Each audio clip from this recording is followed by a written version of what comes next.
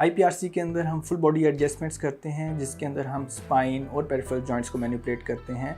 Spinal manipulation बहुत important है। आजकल जो भी IT वर्कर्स हैं, कुछ बैंकर्स हैं जिनका डेस्क जॉब है, जिन्हें सारा दिन बैठ के कंप्यूटर पे काम करना है, उनके लिए बहुत इंपॉर्टेंट है। उनकी स्पाइन और उनके पोस्चर को अलाइन किया जाता है।